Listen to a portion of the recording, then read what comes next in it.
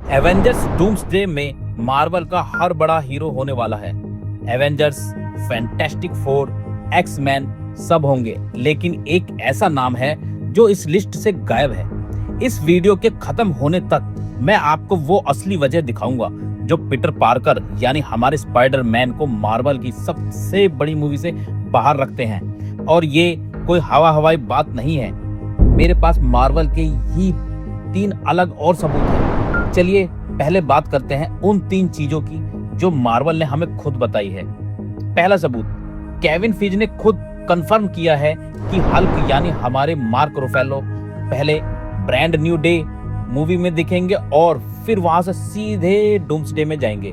मतलब मार्वल ने पहले ही तय कर लिया है कि दोनों मूवी को जोड़ने वाला कैरेक्टर हल्क होगा, स्पाइडरमैन नहीं। दूसरा सबूत, ट्रेलर में साफ दिखता है कि स्पाइडरमैन अकेले दम पर द हैंड नाम के दुश्मन से लड़ रहा है। उसके साथ सिर्फ 2 लोग हैं, कोई भी एवेंजर्स उसकी मदद के लिए वहां नहीं है।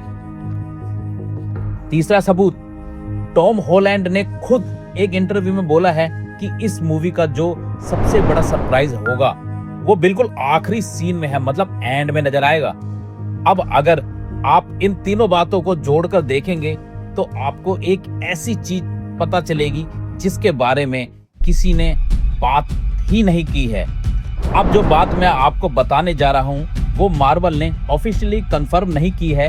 मैं पहले ही साफ साफ बता रहा हूं कि यह एक लीक है। इस बड़ी रिपोर्ट के मुताबिक पीटर पार्कर पूरी मूवी के दौरान जैकल नाम के एक विलेन के कब्जे में रहने वाला है। अगर आप कॉमिक्स पढ़ते हैं तो आपको पता होगा कि जैकल एक दुश्मन है जो लोगों का दिमाग कंट्रोल करने और नकली रूप बनाने के लिए जाना जाता है। और इसलिए रिपोर्ट कहती है कि पीटर एवेंजर्स को ज्वाइन करने का अपना वो सही मौका मिस कर देता है, क्योंकि जब पूरी दुनिया के हीरोज एक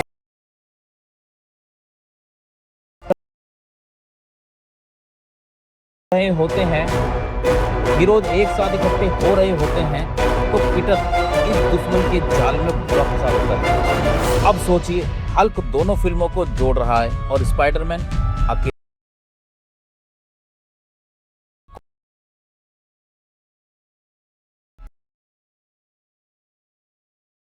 एक इत्तेफाक है।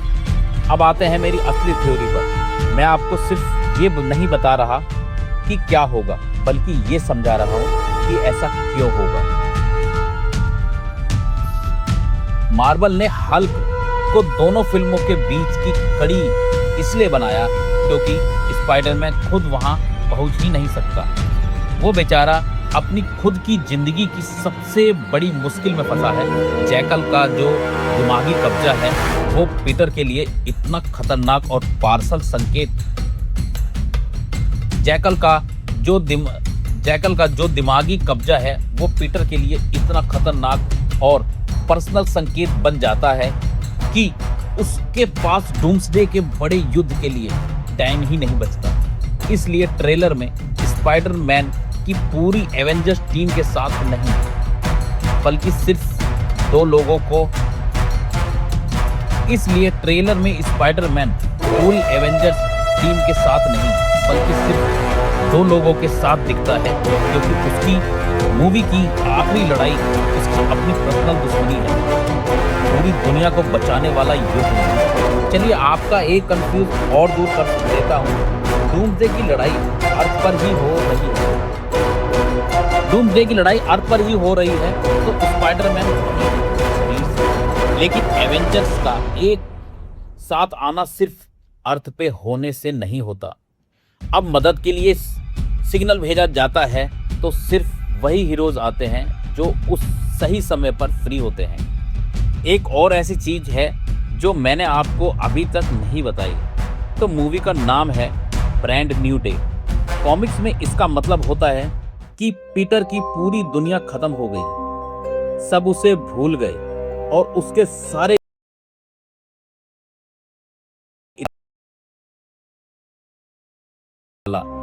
युद्ध में भी कोई उसे याद नहीं करता। तो ब्रांड न्यू डे का मतलब सिर्फ एक नई शुरुआत नहीं, बल्कि इसका मतलब है उसका एकदम अकेला पड़ जाना। याद है मैंने शुरू में बोला था कि 3 सबूत से प्रूफ करूंगा। तो अब देखिए पहला, फीज का हल्क को लेकर दिया गया बयान। दूसरा, ट्रेलर में स्पाइडरमैन की अकेले लड़ाई। और तीसरा, टॉम हॉलैंड को वो आखिरी सीन वाला इशारा। ये तीनों बातें एक ही तरफ इशारा करती है। जुलाई 31 को जब मूवी रिलीज होगी, अभी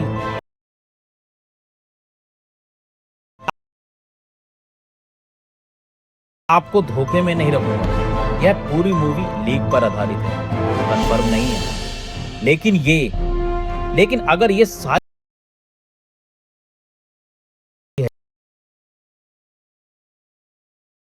आपको क्या लगता है? क्या पीटर पार्कर सच में डूम्सडे मूवी मिस कर देगा? कमेंट करके जरूर बताइए। और अगर ये बात सच निकली तो हम पार्ट 2 में देखेंगे कि जैकल का पूरा प्लान क्या था। चैनल को सब्सक्राइब कर लीजिए। मूवी आते ही सबसे पहले ब्रेकडाउन आपको यही मिलेगा। तो मिलते हैं आपको नेक्स्ट वीडियो में।